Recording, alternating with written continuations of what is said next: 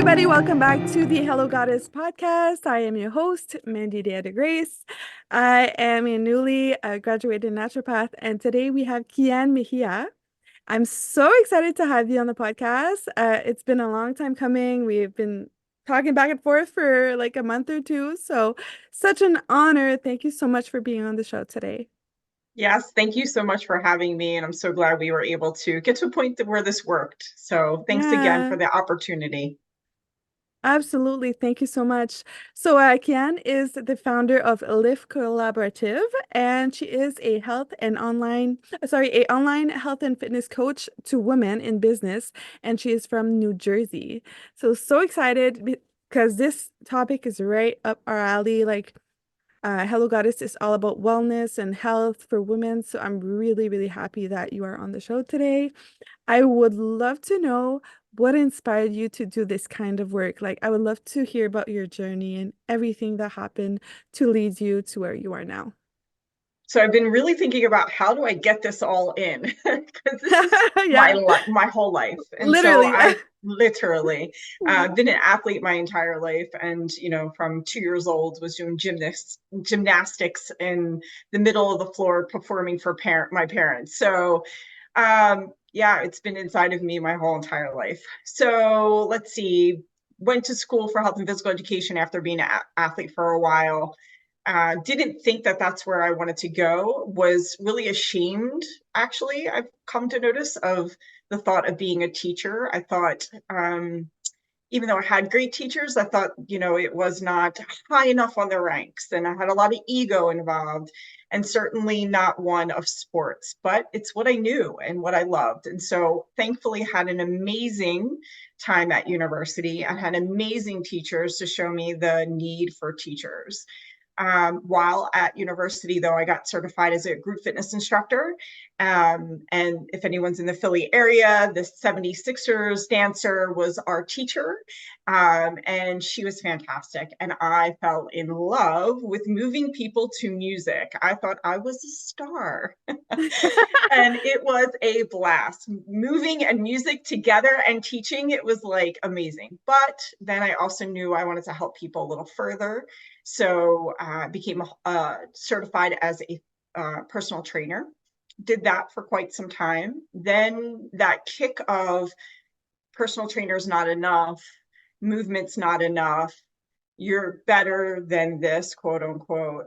You should be higher up the corporate ladder I tried to go. Only to find out a little bit later, not that long ago during COVID, that I love teaching movement. I love teaching how to move, the different ways our body gets to move.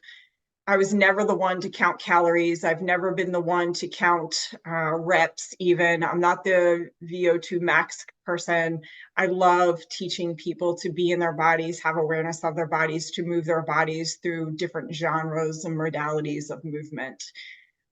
So in a quick nutshell, and I can dive deeper in different areas, but that's kind of my path. Coming back home, I feel like, is where I'm at in the moment. Hmm. Thank you so much for being honest and opening up. It's so interesting to see everybody's journey on the podcast. And I love what you said about, like, you just kind of went with it, but at the same time, you felt like you wanted more. And I find that a lot of people feel that when they have like this calling that's very unique. And at the end of the day, everything happens for a reason. Like for myself, I'm a naturopath, but I did study health sciences in university. So it was kind of like helpful at the same time. Looking back, connecting the dots, everything just makes sense. And I love also we have that in common for the music and the fitness because I'm a dance teacher. We were talking about that before the Yeah. episode. So that's really cool. I love that about you. Yeah. When you said dance teacher, I was like, all right, this is my girl. Yes, yes, that's awesome. Okay, so tell us more about the Lift Collaborative. What is that all about? I would love to learn more about that. Gosh, what a path that's been too. Mm. So I mentioned during COVID, I was laid off for the first time in my entire life. And in hindsight, like you said, it was a gift because I was on that managerial path and kind of climbing the corporate ladder, so to speak, thinking that was the way to go, only to find I love training trainers, but the sales portion and the heavy, intense numbers and it just doesn't align with me. I don't really do well with people telling me what to do. So I'm better off owning my own business, I recognized. So let's see. After being laid off, I kind of questioned like, what is next for me? And started jumping in networking and just started to connect to people to see, do I want to continue in fitness? And often almost left fitness due to what I thought fitness should be, counting calories, helping people lose weight fast on my program, the quick fix diet program. And I was none of that. I never was. And so I didn't always think I aligned with the industry, and really have had trouble multiple times throughout the industry. So I went off and started a design company. And I have a design background. I did start in the design field. That's a whole other world for a little while. So I thought, you know what? Never mind the fitness piece. Let's get into design. But while I was networking, I was hearing a lot of women talking about they finally went off and started their career. But how do I balance the health of my business with the health of my body? I'm sitting all day long. I have aches and pains. I've gained weight during COVID. I'm not even sure how to balance all of this. And I heard, K'an, you're not done yet, right? Like these are women you could really support, and you're starting your business as well. And so why not bring those two worlds together? And that is one of the reasons why I decided to start working with women in business. Um, a bunch of twists and turns, but now Lift Collaborative is the collaboration of all of my certifications. So I've been certified in Pilates, yoga, boxing. I've done some boxing. I've done kickboxing, strength training. And so it's a fusion and a collaboration of all of those modalities into one sequence. So Lift Collaborative works with women in business. I help overwhelmed women go from feeling depleted to more uplifted through my fusion programs. Mm-hmm. That is a question I had for you too, because I know you do fusion fitness, and I wanted to know what was that all about. Like, so you combine like yoga and Pilates and different modalities, and you do you create like personalized plans for the women that you work with? Yeah, so let's go back to your first question though, because I think it's really Yeah. important. What is all of this? Because I think we talk about it and it's very separated, but we don't fuse them and bring them all together enough. And Mm-hmm. I really see the benefit in doing it in one sequence. Number one, women in business, we don't have a lot of time, right? And Yep. so I need to do mobility, I need to do flexibility, I need to do stability, I need to do strength, cardio. What is it and how do I do it all? And so it didn't need to be so separated. I'm very much an integrative person, and try to pull it all the pieces together. So that's what Lift Fusion is about. Okay. It is mobility, stability, flexibility, and strength all in one sequence. So you get more bang for your buck, essentially. A very well rounded program. It pulls from Pilates and bar, mobility training, body weight strength training, so that you can have a nice cohesive sequence for you. And it saves you Mm-hmm. time, which is beautiful. So that was the first piece I definitely wanted to touch on. How I work with people are a number of different ways. I do Yep. live class every week, every Thursday at 9 a.m. Eastern Standard Time.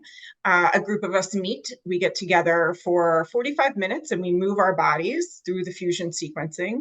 And then we get into a half-hour discussion around business, like what is happening with our businesses? How are we doing? And we connect on another level. We have a private Facebook group that I just began as well and started that up. So that's one way. The next is group fitness.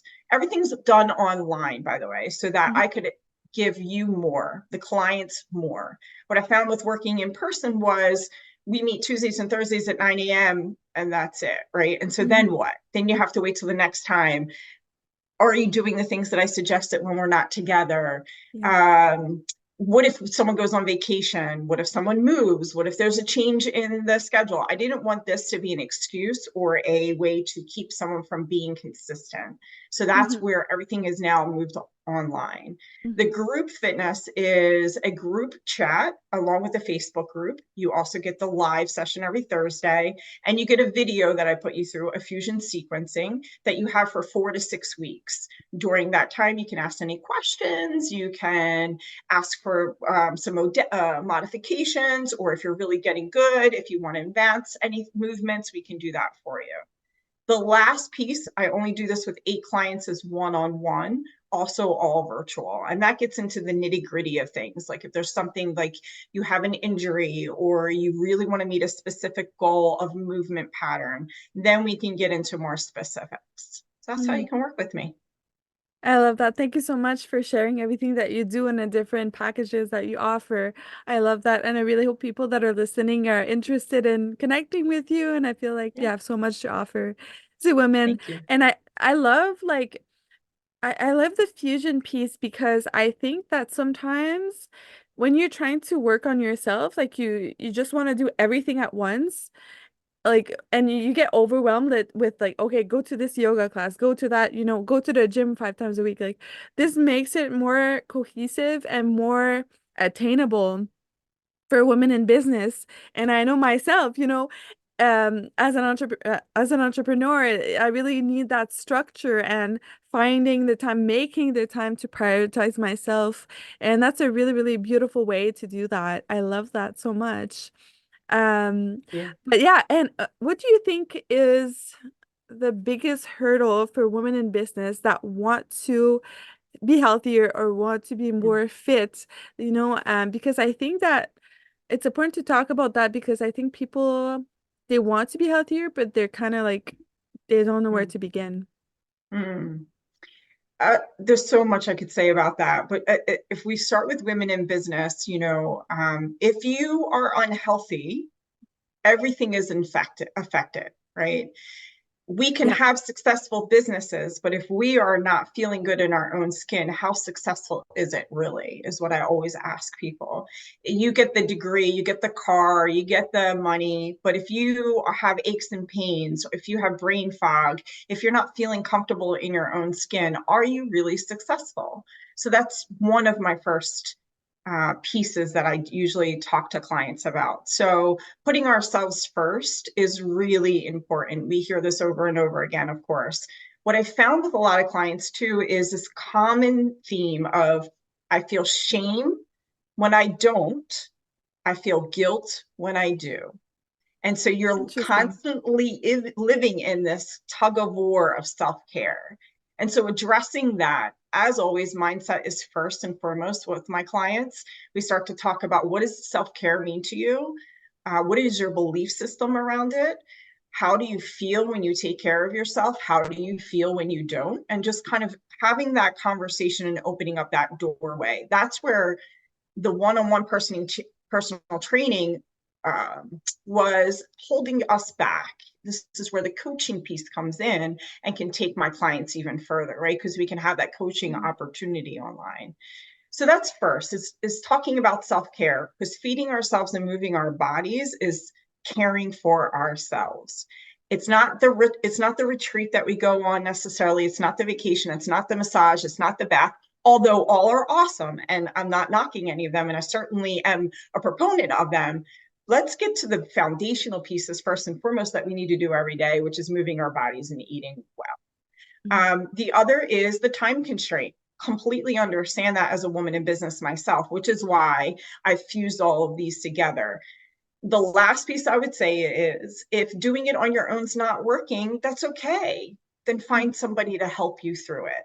There's so much online. We're bombarded by so much information, Yeah. and picking and choosing the YouTube channel and this channel and that. And do I do this? And when do I do that? We all need coaches. I have one as a personal trainer. I have two actually. I have one for business. I have one for my fitness. Nobody's going to get me to get to the next level or support me when I'm falling off more than another person will. So those would be a couple things that I would address as far as women in business. And if you're thinking about, man, how do I start moving again? How do I get myself help? Hmm. Hmm. So true. And I love what you said about yourself having a coach. Like I'm a Reiki practitioner, but I go see a Reiki practitioner, because we all have these blind spots and we all need the support that other people can give us on top of being Absolutely. there for ourselves as well. And I was wondering as well too, for women that are listening right now who may be interested in hiring a fitness coach, or maybe they're not ready, do you have any advice?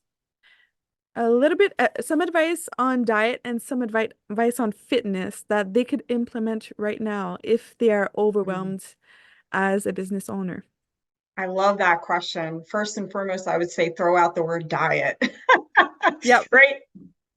It has right off such the a bat. negative, yeah, just like let's not even talk about diet. I don't, right? Yeah, Mindful, nutrition.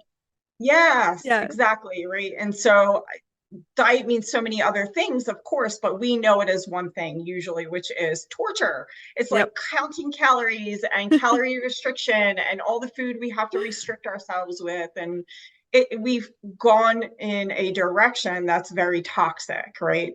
Wanting to be healthier, even wanting to lose weight is not a bad thing. It's how we go about doing it, right? It's Hmm. it's the path that we take. And so I say fall in love with feeding and moving your body, and perhaps weight loss and toning up will be a happy consequence rather than a Hmm. toxic obsession. It's Love been a it. toxic obsession. Hmm. So, first, quick little bite sized information that I would give any listeners out there is thinking about mindful eating and mindful movement. And what the heck does that mean? So, yoga gets all the cred, right? All the credit Yep. for mindful movement. Hmm. Fantastic. However, if you're present and moving, you're mindfully moving, right? And so any movement can be mindful movement. Um, Taking that a step further, if you're doing Pilates, yoga, running, biking, walking, being mindful of how your body is moving through space is so then can be so interesting, and you can fall in love with that pattern. How does my foot hit the ground? How does my heart feel? Where am I sweating? Being really present in that moment of movement is mindful movement. Hmm. And then it also can be that much more enjoyable. Is it sunny out? Is it raining? Is it cold? Is it hot? What's happening with the trees? If I'm outside, I'm obviously giving examples of being outside, but I would say fall in love with a movement pattern first and foremost, rather than looking to find a movement that will help you lose weight. And then again, the happy consequence will probably be losing weight anyway. The Hmm. mindful eating piece, my one of my favorite tools is try chewing your food 30 times. Put your fork down. It doesn't have to be 30. Like we don't have to be crazy with the number, Yeah. right? Yeah. But just put the fork down and chew your food and see what happens. See how the flavors change, the textures change, see how much maybe less you eat because you gave yourself your digestive system, and I don't want to go into the specifics of that, a chance to respond to what is Yeah. happening. So that would be the mindful eating piece that I would throw out there and suggest. Two quick little Yes. bites. Quick bites, but it's very powerful advice because if you really implement those two things, you can change your life, you can change your health. And I love what you said, like the 30, chewing 30 times. In my naturopathy course, we learned it was 36. I don't know where they got the number, but I guess the more you chew your food, the better it is for your digestive system. And, it helps you to become more mindful and really taste the food and everything and be appreciative of eating as almost like a ritual. Um, and also, I really like what you said about you could do mindful movement without it being yoga, because I think a lot of people they like to put things in categories and it's too rigid. Like, for example, meditation, you don't have to sit and be in the lotus position to meditate. You could be meditating laying in bed. You can meditate while you're walking outside. So it's really like thinking outside the box and finding a way to, like you said, move your body in a way that feels good to you. And nutrition wise, finding a way to eat that is both good for your body and that you actually enjoy. So thank you so much for the advice. And I completely 100% agree with you there. Yeah, I would So love to so go back good. to that mindful move or that meditation piece that you just struck Yeah. upon. So I Yeah. once stayed in a Buddhist ashram for a weekend, and No way. Yes, it was, and it was wonderful. It was fantastic. A long story of how I even got there, but I mean, I've tried everything. I've Reiki. Whoa. Not that I can do Reiki. Let me be clear. I'm certified in a lot of things for fitness, but not outside of. But I love health. I just love Yeah. all the Yeah. modalities. I think each of them have has its time and place. Chiropractic, acupuncture, whatever your need or desire, whatever is feeling good to you in the moment, honor that and trust it and go with it. So I'll just throw that piece out there. But as far as being on a Buddhist ashram, uh, I learned about a moving and working meditation. And so that's back to that mindful movement piece, which is a lot of self care, it brings you present time. And so what they taught us was we would sit, first we sat for 30 minutes and meditated. That was the longest I had ever sat at that point in time. Then you would get up and walk, and you would walk with these robes over your head as darkness. And it was just this gorgeous sound and swift sound of the feet. And talk about being like out of body experience while just Wow. walking and not trying. And then the other was a working meditation. And so they through a activities I'm trying to find the right terminology here, event at the end of the weekend, and each of us played a working part there, and mine was to cut paper into 3x5 cards, and you would use the, and I'm going to forget the name of the cutting of the paper. There's a name for it. It's a long knife, and it goes through. Mhm. Someone probably can correct me No later. idea either, but it's okay. So you would take the paper across, and then the swish sound of the knife, and then the folding of the paper and sliding it through. And it was just this beautiful meditation. And so, what I work Mhm. with my clients on is when you're folding your laundry, when you're Mhm. doing the dishes, when you're cooking food, making it, you hit on it, a ritual, so that these things are more enjoyable. I'm more mindful. My stress reduces. When my stress reduces, guess what happens? I'm healthier. Mm. Yeah. I'm so excited. We have so much in common and we have the very similar perspective on things. I love that so much. Yeah, like all the things that you want to improve in your life, you can do it with mundane activity. Like you could add it to whatever you're doing and you're already doing right now. So, it doesn't have to be like, you know, hitting the gym for 6 hours a week and you just make it your own. I love that. Yeah. I did have another question for you. So I know that you talk about the difference between rituals and habits. Yeah. And I was just curious to know, like, what is your perspective on that? What, Yeah, you kind of yeah, hit on it a little bit. So yeah, rituals is setting up everything for the actions, right? It's taking something that could feel mundane, even unconscious, the everyday thing, and making it an actual experience. And we hit on that a little bit. Like instead of just folding the wash and being mad about it, how could you set up the opportunity to make it a little bit more fun, a little bit more interesting? And the same with going to the gym, yoga, whatever it might be, setting up that experience so that you can really have a lovely time of it. And so, an example would be me, my online training. I always suggest that you have a space in either your office or your house that is just for that. And the ritual of laying out your mat, maybe having your favorite water nearby or your favorite electrolyte in your water nearby, having the props that you feel like you might be needing, having a candle light if that suits you in the moment. But that's the rituals, the things that set up so that the activity and the experience is much more delightful, right? And so mhm, even though I kind of knocked the bath a little bit ago, I didn't mean to necessarily knock it fully, but you could experience a bath in a different way with lights, with candle lights and with essential oils. And so it's how we set up an activity to make it that much more enjoyable is rituals. yeah, yeah. I'm all about rituals. Like I always, I love taking bubble baths with like essential oils and all these things. Like you really want to make something, like you said, enjoyable because the whole point of being alive is having experiences.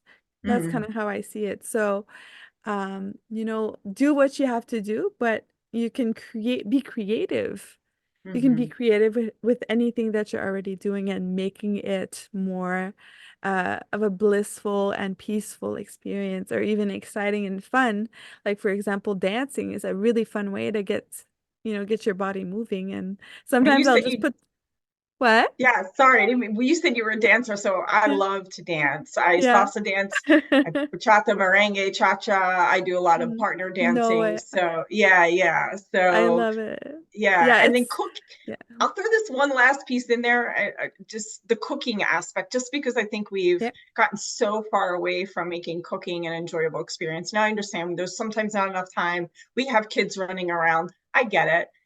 Not every moment is going to be able to be what we're setting it up, but grab that favorite drink, whether it's a glass of wine or a mocktail or whatever it might be. Put on the music, let the kids dance around, maybe get involved in it, and just get into the experience of being mindful about our cooking again. Let's Mm, get people mm. back to loving the kitchen from time to time. Yes, yes. I cook almost everything. I rarely go out to eat anymore, and I think it's so grounding. Like when you're cutting Mm, vegetables and stuff, and I like to have like kombucha when I'm cooking. there you So go. yeah, Yeah, exactly. Just make it into a ritual. yeah. This was so interesting. I wish we could keep talking, and I have so many more questions I could ask, but we're running out of time already. Um, but I do have the two final questions, and if you're listening, stick until the end. We're going to talk about how you can reach out to Kian. And so the first question is, if you could go back in time and speak to your younger self, what would you say? It's how I started the conversation, which was being a teacher is enough. Yeah. Being a teacher of movement is enough. And Mm. you're going to come back to it anyway. So fall in love with it.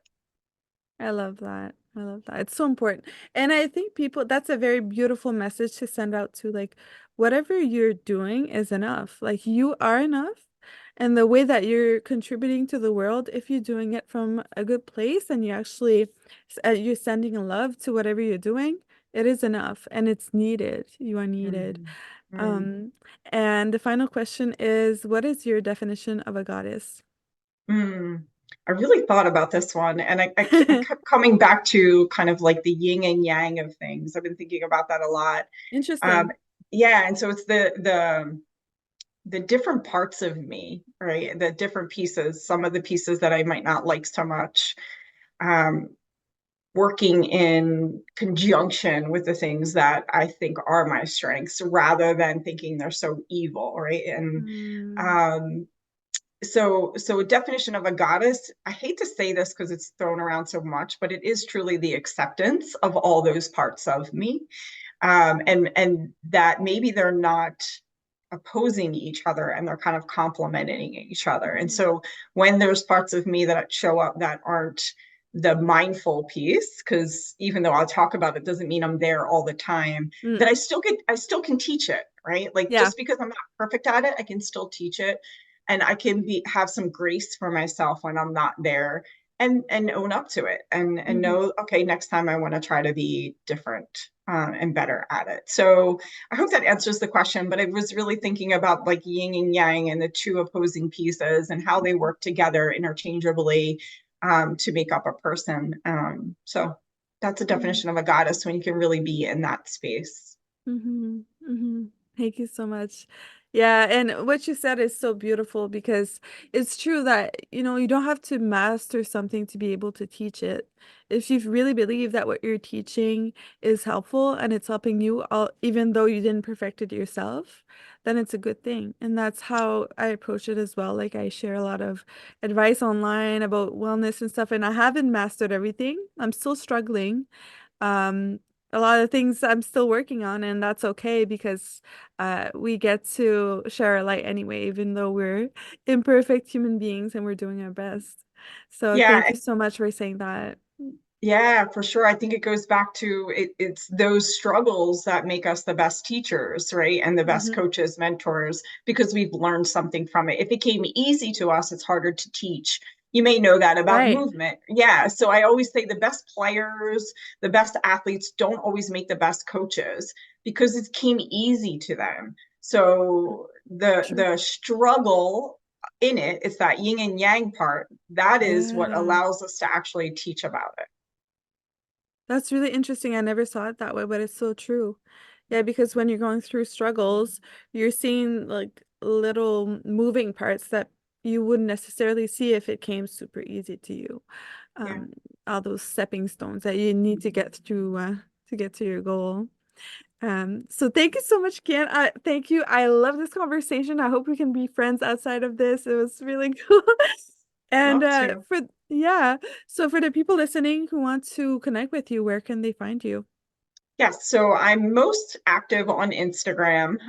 So you can find me at Lift Collaborative. Everything's pretty much Lift Collaborative .com, or excuse me, .org for my website. I'm also with my name, K'an Mejia, on LinkedIn.